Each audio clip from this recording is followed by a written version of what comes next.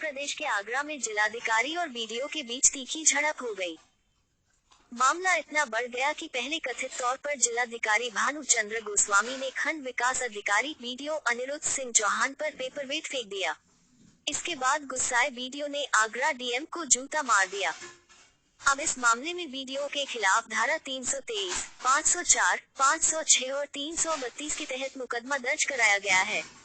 Police आरोपी BDO की तलाश कर रही है। अगर कोई सरकारी कर्मचारी अपने वरिष्ठ अफसर से अभद्रता, गाली गलौज अथवा मारपीट करता है तो कानूनी भाषा में इसे अवज्ञा, इनसबऑर्डिनेशन कहते हैं। यह अंग्रेजों के काल से भी चला आ रहा है। सिविल प्रशासन और आर्मी, एयरफोर्स अथवा नेवी में अवज्ञा के खिलाफ कड़ी सजा का प्रावधान है। सुप्रीम कोर्ट के एडवोकेट आदर्श तिवारी बताते हैं कि अगर सिविल प्रशासन की बात करें तो ऐसे केसेज में दो तरीके की कार्रवाई होती है।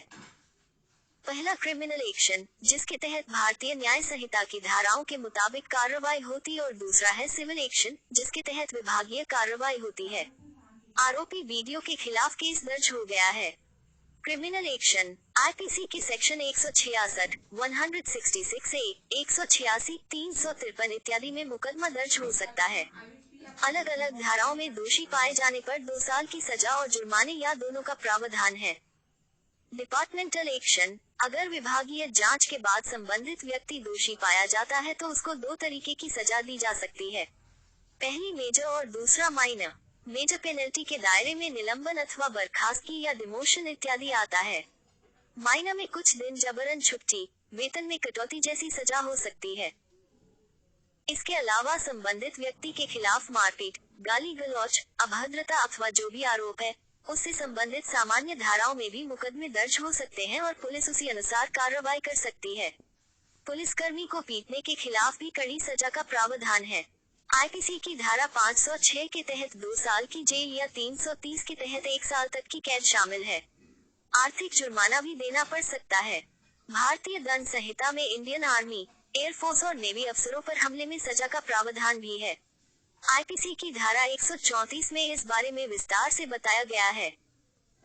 इस सेक्शन में कहा गया है कि यदि सेना, वायुसेना या नौसेना का कोई कर्मचारी अथवा अफसर अपने सीनियर अधिकारी पर ड्यूटी के दौरान हमला करता है तो उसे अपराधी माना जाएगा। और यदि दोष साबित होता है तो संबंधित आरोपी को कम से कम 1 साल तक की सजा हो सकती है, जो 7 साल तक बढ़ाई जा सकती है। इसके अलावा और उस पर आर्थिक जुर्माना भी लगाया जा सकता है। सेक्शन 134 में कहा गया है कि अपने वरिष्ठ अफसर पर हमला गैर जमानती अपराध के दायरे में आएगा। यह अपराध समझौता करने योग्य यानी नॉन नेगोशिएबल होगा। ऐसे मामलों पर प्रथम श्रेणी के न्यायाधीश ही विचार कर सकते हैं। इसके अलावा आर्मी, एयरफोर्स और नेवी के केस में संबंधित आरोपी के खिलाफ सेना के कानून के मुताबिक भी मुकदमा चलता है। कोर्ट ऑफ इंक्वायरी के बाद कोर्ट मार्शल तक किया जा सकता है।